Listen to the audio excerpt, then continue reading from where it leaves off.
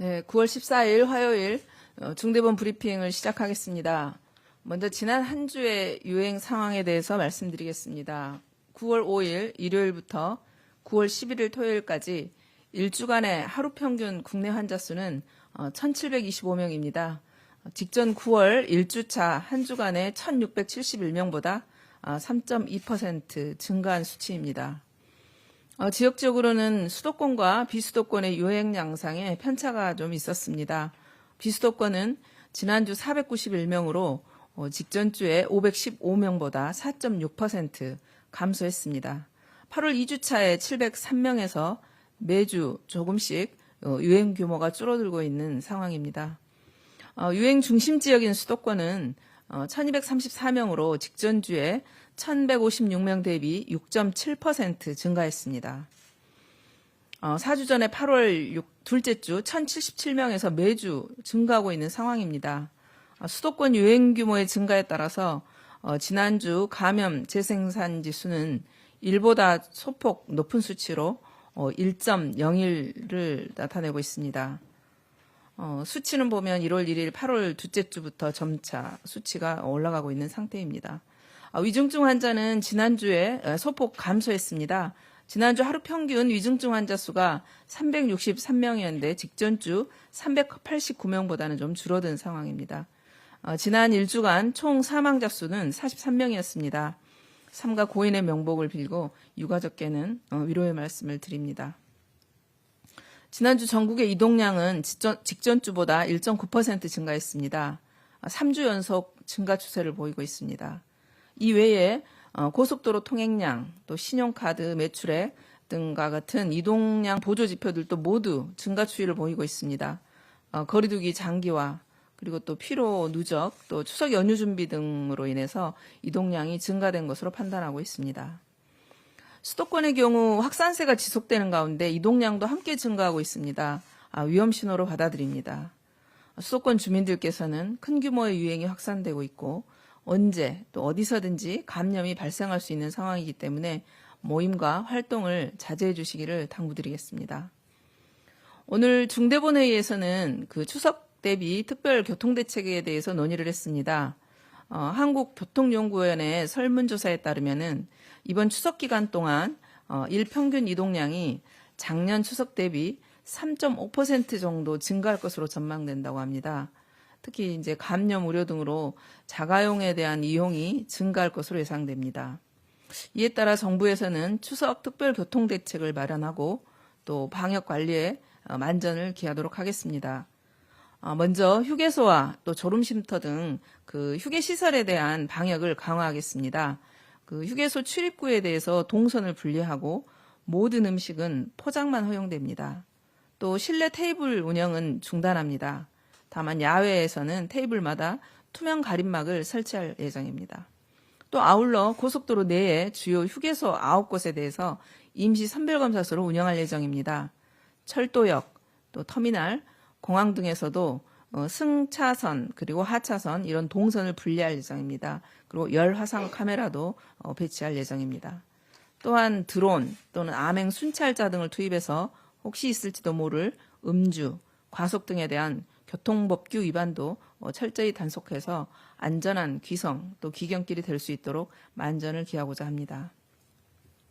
지금 요양병원과 요양시설에 대한 추석 연휴 대책은 이미 시행이 됐습니다. 그래서 연휴 기간에 앞선 이동도 시작이 됐습니다. 따라서 추석 연휴 이동으로 인해 코로나19 확산 방지를 위해서는 무엇보다도 국민 여러분들의 자발적 참여가 절실한 상황입니다. 만약 자가용을 이용하실 경우 휴게소 체류 시간을 최소화해 주시기를 당부드립니다. 또 대중교통을 이용하실 경우에는 상시 마스크 착용, 또 대화 자제 등 방역수칙 준수에 적극 동참해 주시기를 당부드리겠습니다. 아울러 지난 일요일 중대본에서는 취약 전 아동에 대한 방역관리, 그리고 정신건강 증진시설의 방역관리에 대한 논의가 좀 있었습니다.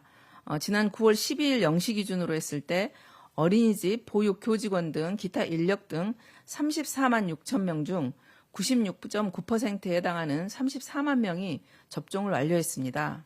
그 결과에 따라서 8월 초 이후부터는 보육원에 있는 교직원들 감염률이 빠른 속도로 감소하고 있습니다. 단지 이제 영유아 감염률이 오히려 우위를 차지하고 있는 상황이 되고 있습니다. 이것은 영유아 부모님들의 예방접종의 중요성이 강조되는 근거이기도 합니다. 정부에서는 보호자에 대한 예방접종, 진단검사 등 캠페인을 전개하고 외부인의 출입이 예방접종 완료자 중심으로 이루어질 수 있도록 적극적인 관리를 하겠습니다. 또한 확진자가 발생했을 때 어린이집 폐쇄 기간이 길어지면 돌봄의 그런 기회가 줄어듭니다. 그래서 돌봄 기간을 최대 확보하기 위해서 어린이집 폐쇄 기간을 최대 14일에서 보건당국 역학조사에 따른 최소화 기간으로 단축할 계획입니다. 그리고 아울러서 정부에서는 정신건강 증진시설에 대한 방역관리도 충실하게 준비하도록 하겠습니다. 지난 8월 28일 기준 정신건강 증진시설 종사자의 96.2%가 접종을 완료했습니다.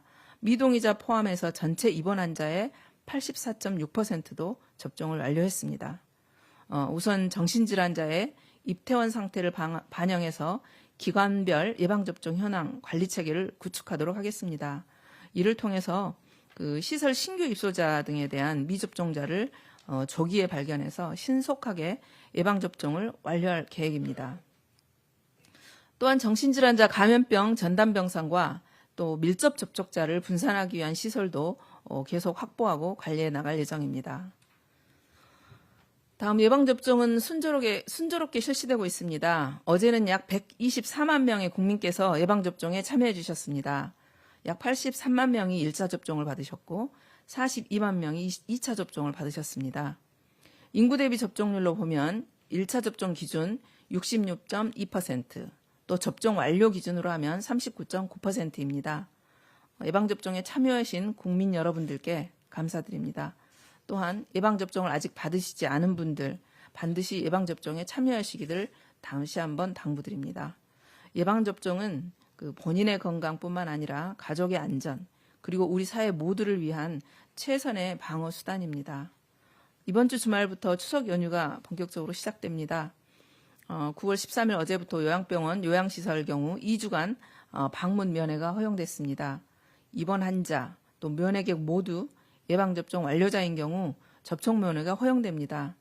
또 면회객의 분산을 위해서 사전 예약제도 실시하고 있습니다. 또한 오는 9월 17일 금요일부터는 수도권 등 4단계 지역의 가정 내 모임에 한정해서 접종 완료자를 포함한 8인까지 모임이 허용됩니다.